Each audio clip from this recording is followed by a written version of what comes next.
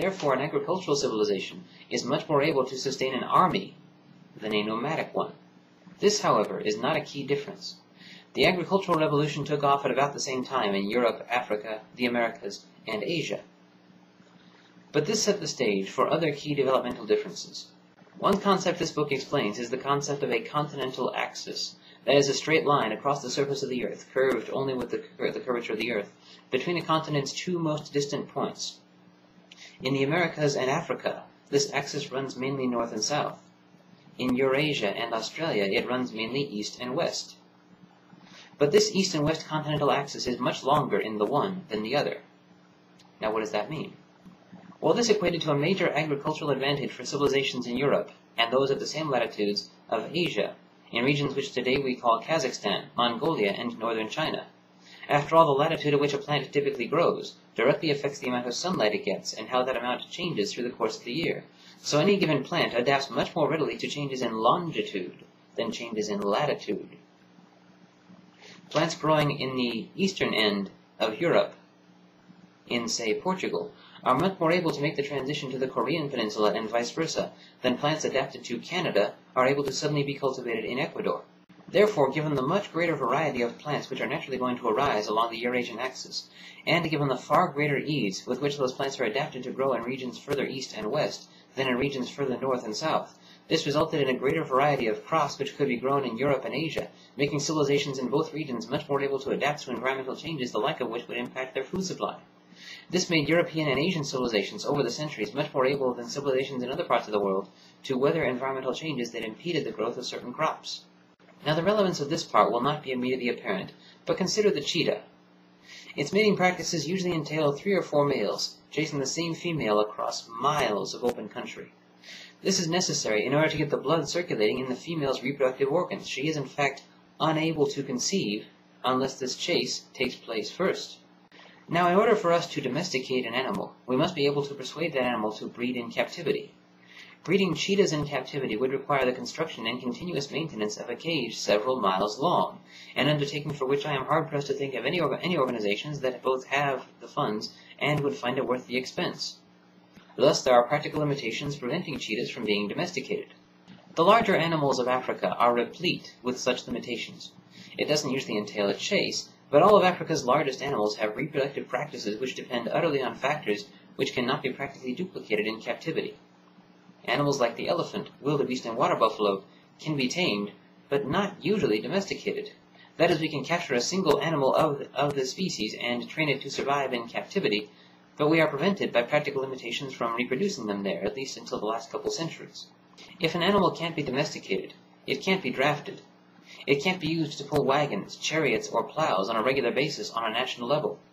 So when the agricultural revolution took off in Africa, this was a big impediment to such activities as empire building, an impediment not present in Europe. Europe, on the other hand, was replete with animals which could be both domesticated and drafted. This is where cattle come from. So because large animals were draftable in Europe, but not Africa, this was another major advantage to developing civilizations there. Now consider the swine flu. It's called that because it originated among swine and made the transition to people. But did you know that the seasonal flu is another swine flu that made that jump centuries ago? Because European farms had all these draft animals that African farms didn't, this resulted in European farmers spending a lot more time regularly in contact with other species, which opened the door for a lot more diseases to make this jump. As a result of this, European civilizations were much more prone to disease outbreaks, which over the successive centuries built up European immune systems, while at the same time making them carriers of many diseases that other civilizations hadn't encountered.